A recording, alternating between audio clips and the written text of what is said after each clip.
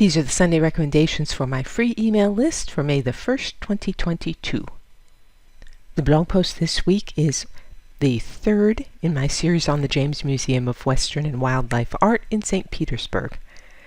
As I said in the first post in this series, cowboys and Indians aren't one of my obsessions, but the themes and the moods of some of the works in the James, including the paintings, appeal to me very strongly. Have a look. Second recommendation, Badger Clark, The Plainsmen, 1917. Last week's poem by Lawson focused on the difficulties conquered by the scattered settlers in a bizarre new land, Australia. This one focuses on the yearning to see a beautiful new land, the American West. Men of the older, gentler soil, loving the things their fathers wrought, worn old fields of their fathers' toil, scarred old hills where their fathers fought, loving their land for each ancient trace, like a mother dear for her wrinkled face. Such as they can never understand the way we loved you, young, young land. Born of a free world-wandering race, little we yearned o'er an oft-turned sod. What did we care for the Father's place, having ours fresh from the hand of God? Who feared the strangeness or wiles of you, when from the unreckoned miles of you, thrilling the wind with a sweet command, youth unto youth called, young, young land?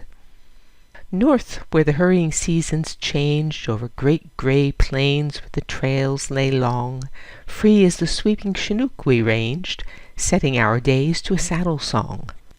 Through the icy challenge you flung to us, through your shy spring kisses that clung to us, following far as the rainbow spanned, fiercely we wooed you, young, young land. South, where the sullen black mountains guard limitless, shimmering lands of the sun, over blinding trails where the hoofs rang hard, laughing or cursing we rode and won. Drunk with the virgin white fire of you, hotter than thirst was desire of you, straight in our faces you burned your brand, marking your chosen ones, young, young land. When did we long for the sheltered gloom of the older game with its cautious odds? Gloried we always in sun and room, spending our strength like the younger gods. By the wild sweet ardor that ran in us, by the pain that tested the man in us, by the shadowy springs and the glaring sand, you were our true love, young, young land.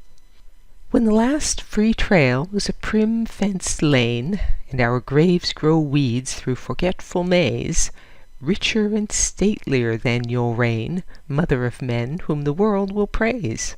And your sons will love you and sigh for you, labor and battle and die for you, but never the fondest will understand the way we loved you, young, young land.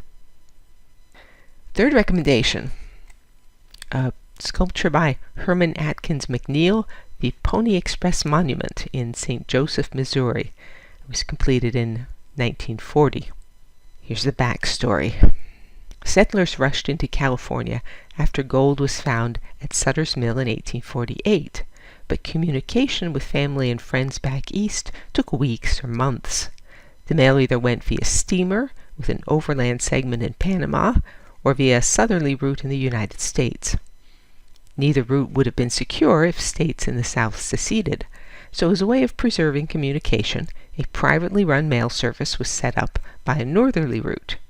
From St. Joseph, Missouri, it ran through Nebraska, the Rockies, and Nevada into Sacramento. Beginning in April 1860, the mail was carried in relays by 80 young men on horseback, who rode day and night for 75 to 100 miles each, with 8 to 10 changes of horse. I've given you links to more about this.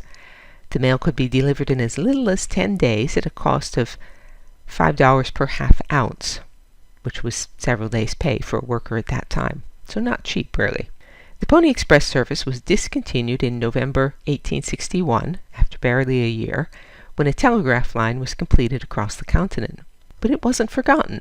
Beginning in the 1880s, a simulated Pony Express ride was part of Buffalo Bill Cody's Wild West show, which ran for decades. This sculpture of a Pony Express rider, erected in St. Joseph and facing west, is the last major work of Herman MacNeil, who created, among many others, the sculptures of George Washington as Commander-in-Chief on the Washington Arch in New York City, and the Sun Vow sculpture at the Metropolitan Museum and in Brook Green Gardens. The fourth recommendation this week is artwork by a man who did glamorous portraits of women in the early 20th century. DianeDuranteWriter.com has hundreds of posts on sculpture, painting, architecture, and my other obsessions. To join the free Sunday Recommendations email list, visit the URL that's on the screen or email me. And you can say, "Well done, Diane," or support my work and receive rewards by means of the tip jar on DianeDuranteWriter.com. As always, thank you for listening.